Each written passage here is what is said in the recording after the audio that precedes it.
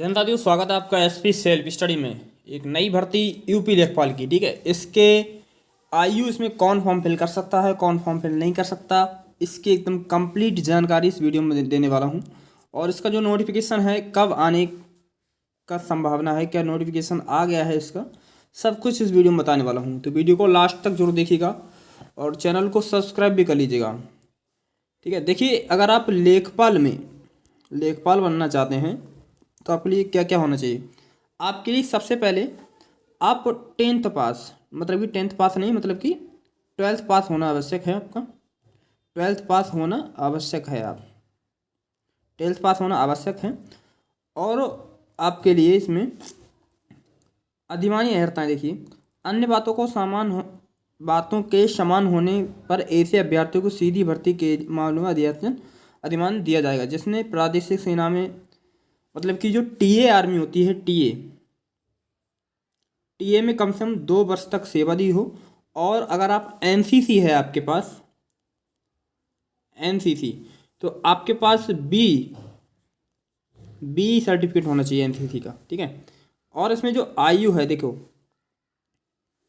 आयु इसमें कौन फिल कर सकता है। आयु में देखिए, आयु के मामले में इसमें कौन फॉर्म फिल कर सकता है। देखिए, सारणी 1 में निम्नलिखित विभाग से संबंधित पद हेतु सीधी भर्ती के लिए किसी अभ्यर्थी द्वारा आयु उस कैलेंडर वर्ष की जिसमें सीधी भर्ती के लिए रिक्तियां विज्ञप्ति की जाएं, 1 जुलाई को 18 वर्ष की आयु प्राप्त कर ली हो तथा उत्तर प्रदेश सेवा में भर्ती आयु 10वां संशोधन नियमावली 2012 के अनुसार अधिकतम आयु 40 वर्ष होगी, ठीक है। 2012 के अनुसार जो अधिकतम आयु, मतलब कि जो आपकी आयु है, लेखपाल बनना चाहते हैं तो आपकी आयु 18 से 40 वर्ष के बीच में होनी चाहिए आपकी आयु, ये कहना चाह रहे हैं आप, ठीक है।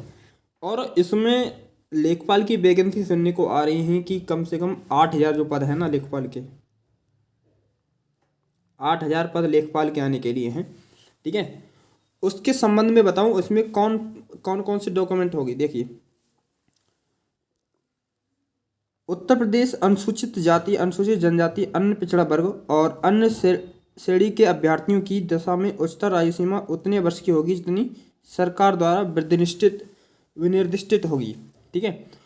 और जो कुशल खिलाड़ी हैं उनके लिए जो अधिकतम आयु है, उनके लिए 5 वर्ष की छूट दी जाती है। और जो भूतपूर्व सैनिक हैं उनके लिए 3 वर्ष की छूट दी जाती है। और सभी के लिए संपूर्ण सेवा अवधि को उनकी वास्तविक आयु में से घटाकर परिणाम स्वरूप शेष आयु निर्धारित आयु से 3 वर्ष से अधिक ना हो। आवेदन की अंतिम तिथि सेना से कर्मयुक्त होना चाहिए, ये कहना चाह रहे हैं आप, ठीक है। अगर कोई विकलांग जन है तो उनके लिए 15 वर्ष की छूट अनुमान्य होगी, ठीक है। 15 वर्ष की छूट अनुमान्य है। और आगे देखते हैं आरक्षण से संबंधित इसमें जो इम्पोर्टेंट है मैं आपके लिए बता दूं। आपके लिए चयन का आधार देखिए, विज्ञापित पदों पर चयन सीधी भर्ती रीति एवं प्रक्रिया नियमावली 2015 दिनांक 11 मई 2015 एवं कार्मिक अनुभाग 2 उत्तर प्रदेश शासन की अधिसूचना विभाग जो इन्होंने दे रखा 2017 दिनांक 31 अगस्त 2017 द्वारा प्रख्यापित उत्तर प्रदेश अवर स्तरीय पदों पर सीधी भर्ती इन्होंने दे रखा है नियमावली, ठीक है।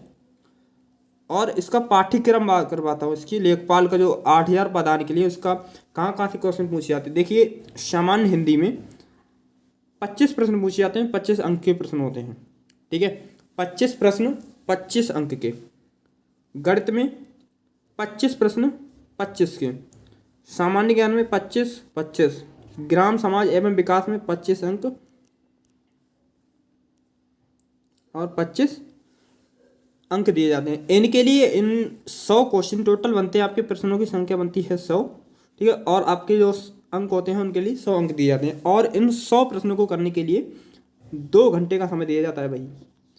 और यहाँ पे लेखपाल के रिक्त पदों के चयन होते लिखित परीक्षा आयोजन योजना एवं पाठ्यक्रम।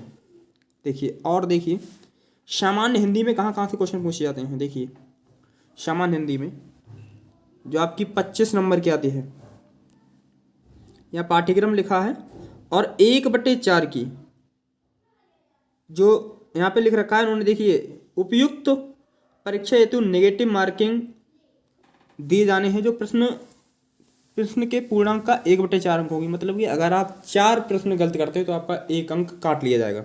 ठीक है, 25% इसमें नेगेटिव मार्किंग है। सामान्य हिंदी में देखिए कहाँ कहाँ से क्वेश्चन पूछे जाते हैं आपके इसमें। सामान्य हिंदी में देखिए समास से क्वेश्चन पूछे जाते हैं, पर्यायवाची, विलोम शब्द, तत्सम, तद्भव और वाक्यों के लिए एक शब्द निर्माण, लोकोक्तियां एवं मुहावरे, वाक्य संशोधन, लिंग वचन कारक, वर्तनी त्रुटि से संबंधित अनेकार्थी शब्द, अपठित गद्यांश पर आधारित प्रश्न। इन्होंने ये यहाँ से क्वेश्चन हिंदी में पूछे जाते हैं। गणित में देख लीजिए भाई,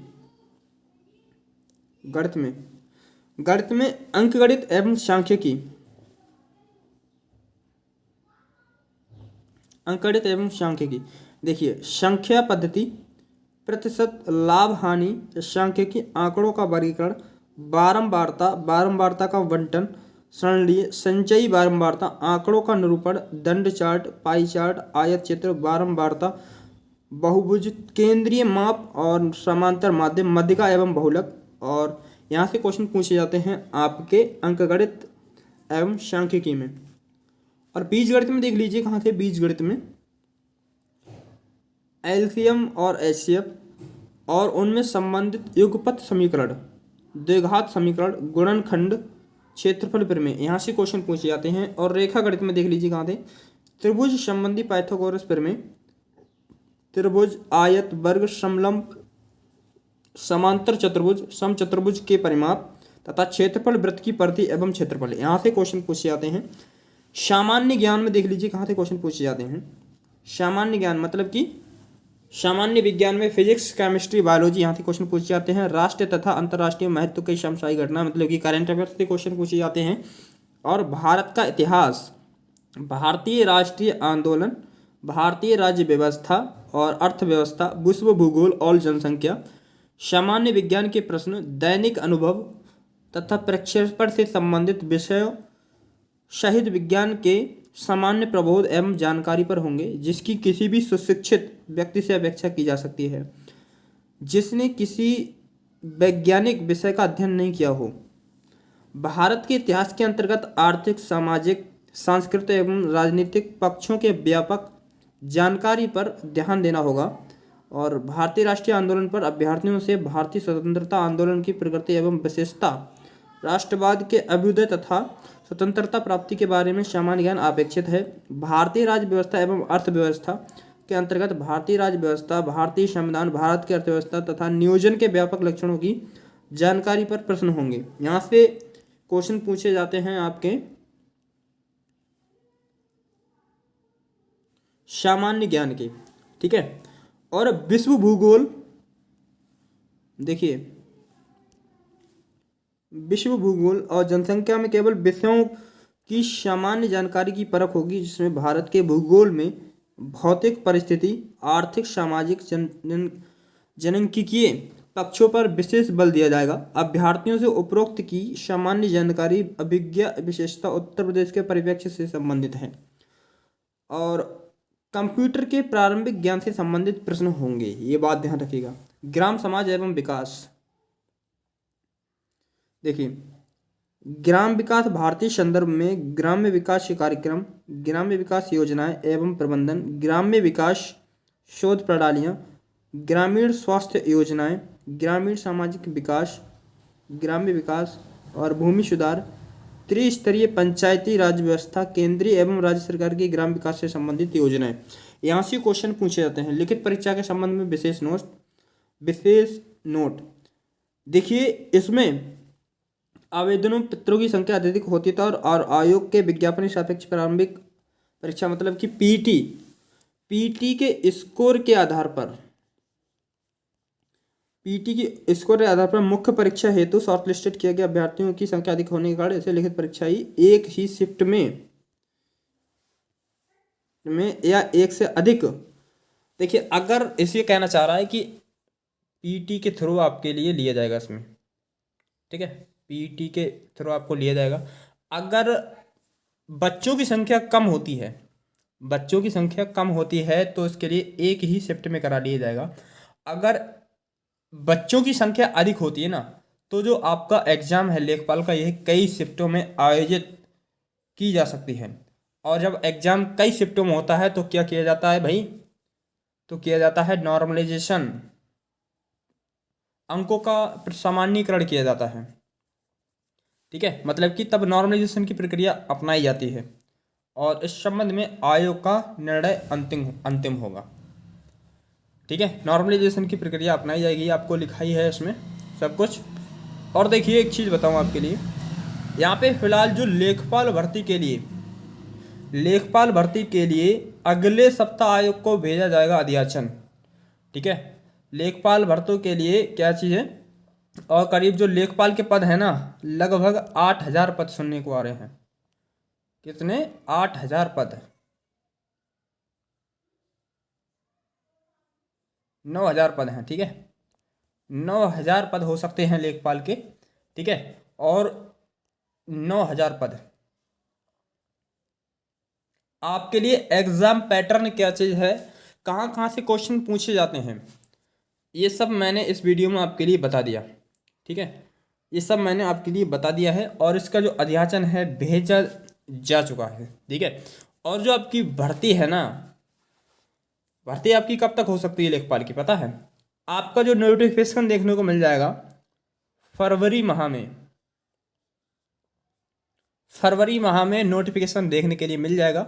अगर बाकी कोई डाउट हो इससे संबंधित तो प्लीज़ आप कमेंट कीजिएगा। आप सोचते होंगे ये कहाँ से ला दिया मैंने, ये भाई ये है, देखो